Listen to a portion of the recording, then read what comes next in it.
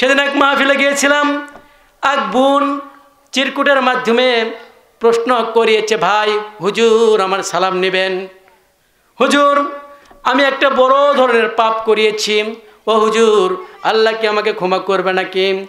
আমি বোনকে বললাম, বোন তুমি যত বড়ই পাপ করো না কেন, ভুল বুঝতে পেরে আল্লাহর দরবারে যদি ফিরে আসতে চাও, ইসলামের মধ্যে দরজা খোলা আছে না নাই? আছে না নাই? যে যতবার ভুল করুক না কেন, ভুলের ক্ষমা রয়েছে রয়েছে রয়েছে। ইসলামটা হার্ড নয়, ইসলাম একেবারেই সহজ, ইসলাম একেবারেই সহজ। আল্লাহ রাব্বুল আলামিন বললেন, ইল্লাল্লাযীনা তাবু ওয়া আসলাহু ওয়া বায়্যানু ফাউলাইকা আতুবু আলাইহিম ওয়া আনা আত-তাওয়াবুর রহিম। যারা ভুল বুঝতে পারে নিজেকে সংশোধন করে নিতে চাই, আমি আল্লাহ রাব্বুল আলামিন অবশ্যই অবশ্যই তাদের জন্য দরজা খুলে রেখেছি। তাহলে পাপ মোচন করে দেন কে? আল্লাহ তাআলা। তাই শুধু টুপি মাথায় দিয়া বড় বড় দাড়ি রাখিয়া ইসলামের বিপক্ষে কথা বললে হবে না। কোরআনে রঙে রঙিন হওয়া লাগবে কি লাগবে না? কোরআনের রাজ কায়েম করা লাগবে কি লাগবে না? লাগবে কি লাগবে না? শুধু দরবার নিয়ে বসে থাকলে হবে না, হুক্কুর হুক্কুর জিকির করলেও হবে না। এইরকম লোক আছে না নাই? ফরিদপুরে গেলাম, 8 রশি নয় 2 রশি নয় 8 রশি দরবারে গেলাম। কয় রশি? মনে মনে ভাবতেছিলাম 8 রশি দরবারে গিয়ে রশি ধরবো, 8টি রশি ধরবো, ছিঁড়বে না, মনে হয় জান্নাতে চলে যাব। যায় শুনি উল্টা পাল্টা স্লোগান। পীর সাহেবকে দেখলাম, পীর সাহেবের মুখে নাই দাড়ি, টাকনুর নিচে যায় পাঞ্জাবি, টাকনুর নিচে যায় পায়জামা। আমি বললাম এ কোন পীর সাহেব? একজন আমার এক শুভাকাঙ্ক্ষী বললেন, হুজুর একটু দেখেন না, দেখা যায় যাচ্ছে 2-1 দেখেন, আপনি তো আলোচনা করে বেড়ান, আপনার জন্য দেখা জরুরি। গেলাম, দেখলাম স্লোগান দিচ্ছে, জীবন মরণ নৌ ভাসাইলাম, জীবন মরণ নৌ ভাসাইলাম বাবা তোর নামে। খান নামে আমারে লইয়া যাও বাবা মদিনার পারে। নাউজুবিল্লাহ কোন আগে। আচ্ছা বলেন তো, বাবার কোনো ক্ষমতা আছে মদিনাতে নিয়ে যাওয়ার? বাবার কোনো বাবার দরবার জীবন যেমন সব ভাসাবেন, জীবন যেমন দিবেন কার দরবারে? কার দরবারে? আল্লাহর দরবারে জীবন যৌবন দিতে হবে। কিন্তু তারা বাবার দরবারে দিচ্ছে। সেরে কি গন্ধ আছে না নাই? আমি বললাম, ভাই 8 রশি দরবারের নাম শুনলাম, সেই জয়পুরহাট জেলা থেকে ফরিদপুর জেলায় আসলাম।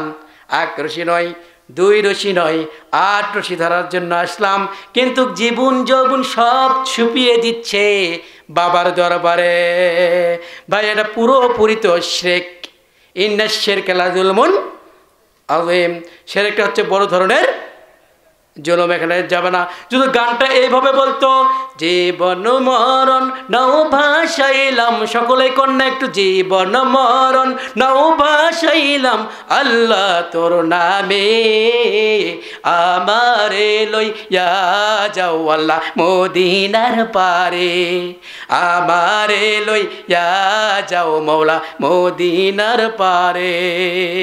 কেরামের কাতবিন ওজা হাসরের দিন, কেরামের কাতবিন ওজা হাসরের দিন, করবে যেদিন আল্লাহর কাছে অভিযোগ, হায়রে করবে যেদিন আল্লাহর কাছে অভিযোগ, আমরা বলবো বলবো আমরা নেংটা বাবার লোক। নাউজুবিল্লাহ। এরকম আসরা নাই? আসরা নাই? আচ্ছা কোনো বাবার নাম বলে কি পার পাওয়া যাবে? যাবে? এরকম শিরকি স্লোগান দেওয়ার লোক আছে না? এই এলাকায় নাই, আমার এলাকায় আছে। এই এলাকায় নাই, আমি শুনেছি এই এলাকার মানুষ খুব ভালো। শুনবেন তো ভাইয়ের আমার, এইরকম উল্টা পাল্টা স্লোগান দেওয়া যাবে না, যাবে না, যাবে না। যদি গানটা এইভাবে বলতো, কেরামের কাতবিন ওজা হাসরের দিন, কেরামের কাতবিন হাসরের দিন আল্লাহর কাছে যদি করে অভিযোগ, আমি বলবো আমি মুহাম্মদের লোক, আমি বলবো আমি মুহাম্মদের উম্মত। চিল্লায়া কোন কথা ঠিক কিনা? উল্টা পাল্টা স্লোগান দেয়, টুপি পরিয়া, বড় বড় পাঞ্জাবি পরিয়া, হুক্কুর হুক্কুর জিকির আছে। জিকির থাকলে হবে না, কোরআনটা তাদের দরবারে থাকলে আমার যাব। কোরআন যাদের দরবারে নাই, সেই দরবারকে 3 তালাকে তালাক দিয়ে, বয়ান তালাক দিয়ে লাঠি মারে আমরা চলে আসব। কোরআন যে দলের মধ্যে থাকবে সেই দলের মধ্যে আমরা থাকব। আর কোরআন যেই দলের মধ্যে নাই, মুসলমান জাতি, মুসলমান সেই দলের মধ্যে থাকতে পারে না। এই জন্যই তো আন্দোলন করতে হবে, কোরআনের আন্দোলন। এই জন্যই তো সংগ্রাম করতে হবে, কোরআনের সংগ্রাম। কোরআনের সংগ্রাম ছাড়া কোনো বিকল্প পথ নাই। যদি কোরআনের আন্দোলন করি, কোরআনের সংগ্রাম করি, আল্লাহ রাব্বুল আলামিন আমাদের জীবনের গুনাহগুলো কি করে দিবেন? মাফ করে দিবেন। জীবনের গুনাহগুলোকে মাফ করে দিয়া তার ওলির খাতায় নাম দিয়ে দিবেন। কোথায় দিবেন? ওলির খাতায় নাম দিয়া জান্নাতের মধ্যে দাখিল করে দিবেন। এখন মুসলমান ভাইয়েরা ও বড় পিপলার এলাকার ভাইয়েরা, প্রায় 12টা বেজে যায়, আর বেশি লম্বা আলোচনা করব না। আপনারা সকলেই জান্নাতে যেতে চান কি চান না?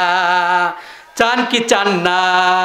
সকলেই কিন্তু জান্নাতে যেতে চান। আল্লাহ এমনি এমনি জান্নাত দিবে? এমনি এমনি জান্নাত দিবে না। যেই কর্ম করবে সেই কর্ম অনুযায়ী ফল পাবে কি পাবে না? জান্নাতে যাওয়ার জন্য কাজ করা লাগবে কি লাগবে না? আল্লাহ রাব্বুল আলামিন বললেন, তোমরা ততক্ষণ জান্নাতে যাইতে পারবে না। ভালো করে বুঝবেন, আলোচনা রেকর্ড হচ্ছে কিন্তু। তোমরা ততক্ষণ জান্নাতে যাইতে পারবে না যতক্ষণ পর্যন্ত না তোমাদের প্রিয় জিনিসগুলো, প্রিয় বস্তুগুলো, প্রিয় জিনিসগুলো আমার রাস্তায় দিবা, আমার রাস্তায় ব্যয় করবা। তোমরা ততক্ষণ পর্যন্ত পরিপূর্ণ মুমিন হতে পারবে না। আগুর বলেন তো, আমরা মুমিন হতে চাই। সকলেই করছেন হুজুর মুমিন হতে চাই। এখন আমাদের প্রিয় বস্তুগুলো আল্লাহ রাস্তায় দেওয়ার দরকার আছে না নাই? জীবন দিতে বলি নাই, জীবন দেওয়া লাগবে না। ধন সম্পদ দেওয়ার দরকার আছে না নাই? অর্থ করি দেওয়ার দরকার আছে না নাই? আল্লাহ রাব্বুল আলামিন নুনের তাগিদ প্রয়োগ করে বলছেন, হার্ড ভাবে বলছেন, লান তানালুল বিররা হাত্তা তুনফিকু মিম্মা তুহিব্বুন। আল্লাহু আকবার কোন নাম। তোমরা ততক্ষণ পর্যন্ত পরিপূর্ণ মুমিন হতে পারবা না যতক্ষণ পর্যন্ত না তোমাদের প্রিয় জিনিসগুলো আমার রাস্তায় দান করবা।